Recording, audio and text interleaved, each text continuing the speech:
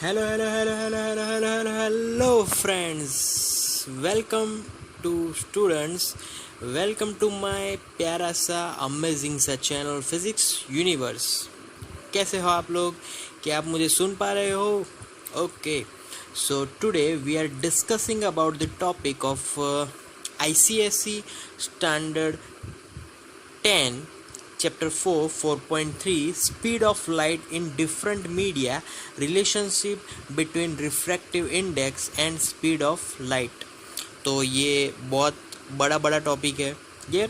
तो हम लोग उसको थोड़े छोटे छोटे पार्ट्स में समझने वाले हैं आज. तो here starting from the speed of light in a different media relationship. तो स्टार्टिंग से मैं एक ड्राइंग बनाऊंगा here. So if my this upper medium I call it as medium 1 and lower I call it as medium 2. Okay, so medium 1 and medium 2. In this medium, this is my air medium, this is my glass medium. Okay, तो ऊपर वाला air medium है, मतलब कि उसकी जो बोलते हैं ना थिकनेस, एयर की थिकनेस वो कम है. यहाँ पर थिकनेस ज़्यादा है क्योंकि वो ग्लास का एक मटेरियल का बना हुआ है. तो here one incident ray is incident on this point and then it will get refracted. So क्या होगा कि ये जो रे है वो एग्जैक्टली नॉर्मल से थोड़ा towards the normal, it will bend towards the normal. Clear? तो यहाँ पर ये सब चीज़ें मैं क्यों ड्रॉ कर रहा हूँ, तो बेसिक सा आइडिया मिले कि when any incident light, yes, incident light रे in any medium slows down its speed, अगर उसकी स्पीड स्लो डाउन हो जाती है, कम हो जाती है, तो that medium is called denser medium. क्योंकि वो डेंसर मीडियम है तभी तो लाइट रे की स्पीड कम हुई. क्लियर? ओके. सिमिलरली अगर if speed is increases, speed increase हो जाती है, then that medium is said to be, yes yes yes, is said to be a rarer medium. वो rarer medium हो जाएगा. क्लियर? तो यहाँ पर ये थोड़ा सा छोटा सा चेंज है in medium. That's the difference between these mediums. Clear? Okay. So इसको हम लोग बाय फॉर्मूला से जानेंगे. तो by formula we know it that refractive index,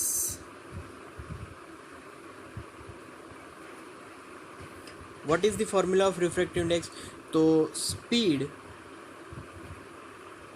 of light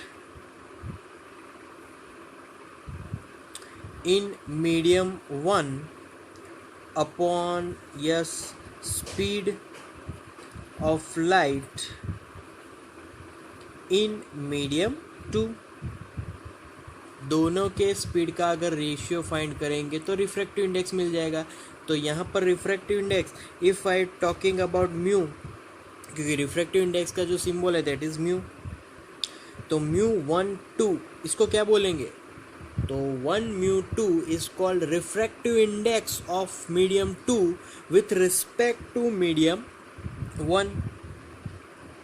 तो सिमिलरली अगर यहाँ पर जो फॉर्मूला है वो कुछ इस प्रकार से हो जाएगी. Formula now becomes velocity of light in medium 1, तो velocity in medium 1 upon velocity in medium 2. Clear? यहाँ पर दूसरा जो मीडियम है that is called denser medium. अगर डेंसर मीडियम है तो वहाँ पर हमारी जो स्पीड है वो स्लो डाउन हो जाएगी। तो यहाँ पर I can write v2 is less than v1, v1 is more than v2। Clear. तो यहाँ पर जब कभी भी एक चीज़ यहाँ पर याद रखनी है कि जब कभी भी कोई light ray incident from rare to denser medium, we got refractive index always greater than 1 when light ray is moving from rarer to denser medium। Yes, तो ये चीज़ हमें हमेशा याद रखनी है। Clear. So that the refractive index formula for it. और similarly अगर हम लोग, so here I am taking one example. So light passing through air to glass. अब इसकी बात करते हैं कि इसके according what is refractive index formula.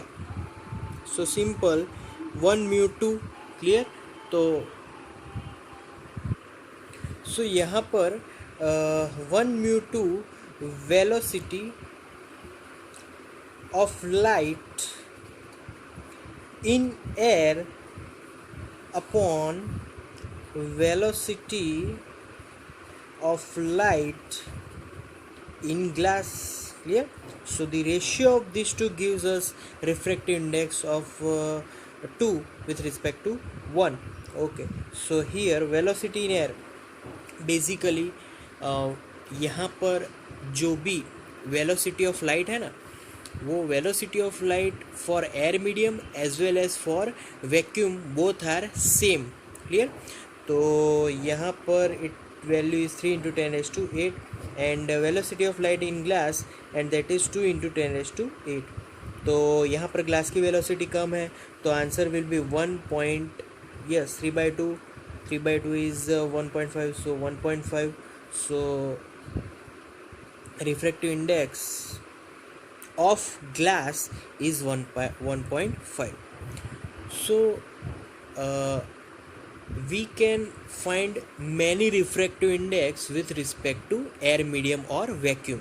अब we know that air और vacuum दोनों की speed of light in vacuum or air both are approximately same। so जब कभी भी हम लोग किसी भी, अगर वो वैक्यूम और एयर मीडियम के अलावा तीसरा कोई मीडियम है तो तीसरा वो वाला मीडियम, अगर मैं यहाँ पर चलो ऑयल ले लेता हूँ। क्लियर। ऑयल मीडियम का अगर मुझे रिफ्रैक्टिव इंडेक्स फाइंड करना है तो मैं उसका रिफ्रैक्टिव इंडेक्स को एयर और वैक्यूम से कंपेयर कर सकता हूँ। अगर उसके साथ कंपेयर कर दिया तो that is called absolute refractive index. तो जैसे मैंने यहाँ पर एयर अपॉन ग्लास किया तो air is our reference refractive index बोल सकते हैं उसको, वो हमारा रेफरेंस मीडियम हो गया।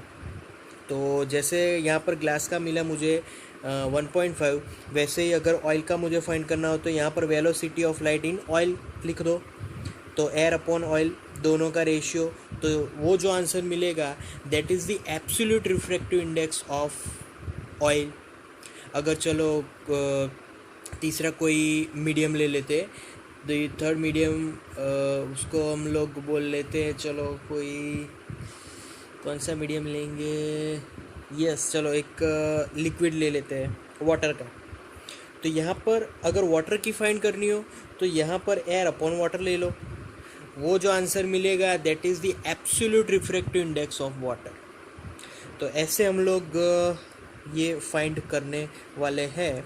So when ever we are passing from rarer to denser medium, the refractive index value is always greater than 1। so we are now moving on second phase, and that is from denser to rarer, अब थोड़ा change हो गया, denser to rarer. So when light ray passing through denser to rarer medium, what happens there? The speed of light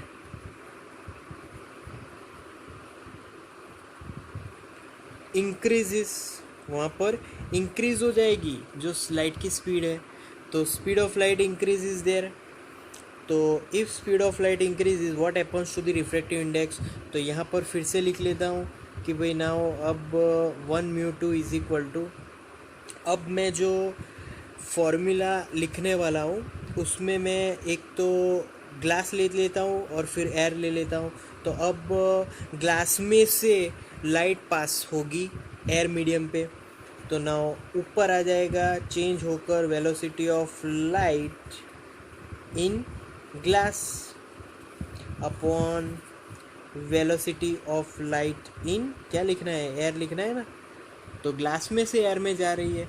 तो वहाँ पर अब जो ratio हम लोग फाइंड करेंगे दैट विल बी 0.89. ये वैल्यू तो भाई 1 से कम आ गई. तो यहाँ पर लिख सकते हैं कि भाई व्हेनेवर लाइट passes through, कहाँ से कहाँ, denser to rare medium, refractive index will be, क्या होगा, तो refractive index will be less than 1, क्योंकि 1 से कम हुआ, 1 से कम value that means 0.89. Clear? Okay, so that the two main aspects of this refractive index. अब आगे हम लोग बात करेंगे कि जो रिफ्रैक्टिव इंडेक्स है वो वेवलेंथ पे कैसे डिपेंड करता है. तो now refractive index, effect of refractive index on wavelength. Clear? तो वेवलेंथ से कैसे उसकी फॉर्मूला बनेगी, तो मैं एक सिंपल फॉर्मूला से स्टार्ट करूँगा. wavelength formula which is depend on velocity formula. So that formula is C is equal to F lambda. This equation is for we know that C, speed of light in vacuum or air, क्योंकि दोनों की speed अप्रोक्सी same है. Okay, now what is F? F is the frequency of light, and frequency of light never depend on medium, it is depend on source, कि कौन सा source है उस light का. क्योंकि मीडियम से जब भी कोई लाइट पास आउट होगी तो it is never depend on frequency. Clear? Then now third one, and that is wavelength. Clear? So wavelength of light. तो यहाँ पर कुछ बातें हम लोग लिख लेते हैं कि as light passing through air medium, or I can say rarer medium, यहाँ पर लिख लेता हूँ rarer medium, then its speed increases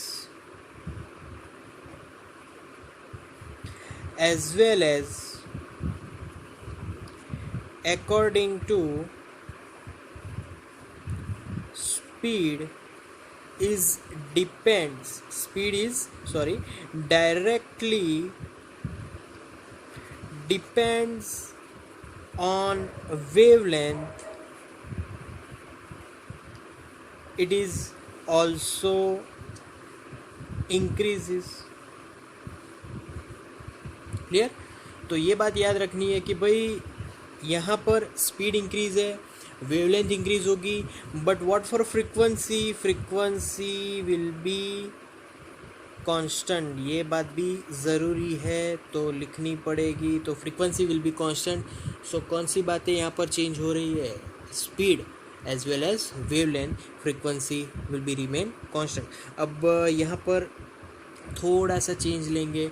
आगे मैंने बात की C is equal to F lambda whenever light passing through air medium और vacuum medium, but now velocity formula changing little bit. V is equal to, now it will become F lambda dash. Here V is the velocity of light in denser medium. Clear, denser medium में वो change हो गई, इसलिए मैंने V लिखा। Okay, now what is lambda dash? Lambda dash is the wavelength of light in denser medium. Clear, okay.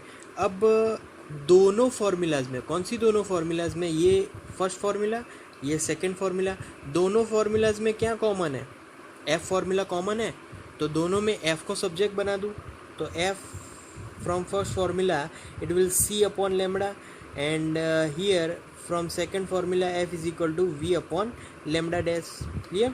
So now comparing both frequencies by comparing C upon lambda is equal to V upon lambda dash. Clear? So from this formula I can find that velocity V is equal to C upon lambda into lambda dash. Clear? So C upon lambda into lambda dash, that's the formula. Okay, now here, so here I can also subject lambda dash. Lambda dash is our new wavelength, the wavelength when light is passing through the denser medium. Clear? So earlier we discussed refractive index formula, mu is equal to C upon V, we know that. So putting this formula into here, it will become now our new lambda dash is equal to lambda upon mu. So lambda dash will depend by this formula, lambda upon mu, and mu is refractive index of our formula. Clear? We know that refractive index is always constant, वो कभी change नहीं होगा, but light के according wavelength change होगी, फिर speed change होगा, frequency remains constant, as well as wavelength is also remains constant there. Clear? Okay, now अब हम लोग आगे बात करने वाले हैं कि कुछ फैक्टर्स है कि वो अफेक्ट करेंगे. तो फैक्टर्स अफेक्टिंग ऑन विच, तो फैक्टर्स अफेक्ट करेंगे angle of deviation. Yes, angle of deviation. तो कौन से फैक्टर्स है कि जो भी एंगल ऑफ डेविएशन को चेंज कर सके? तो भाई first factor that is refractive index. Refractive index कैसे? तो वी नो दैट दी भाई when light passes from rarer to denser medium, angle of deviation changes there. Clear? So पहले तो ये पहला इफेक्ट होगा, देयर चेंजेस. सिमिलरली अगर denser to rare medium में भी अगर लाइट रे पास होगी तो वहाँ पर भी एंगल ऑफ डेविएशन चेंज ज़रूर होगा. तो ये उसका फर्स्ट रीज़न है. Now second reason that is the when light ray obliquely incident on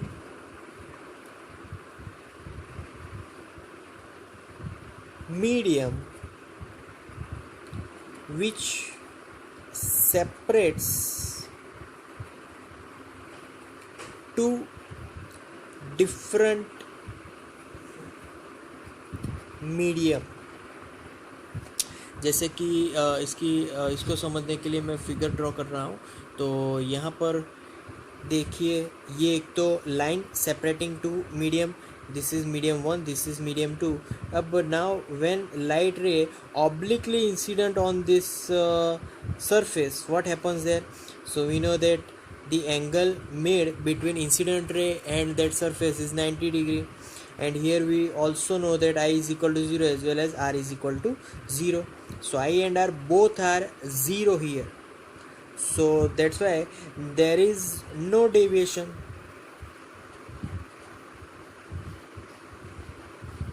Clear? So there is no deviation here taking place in this particular example. Clear?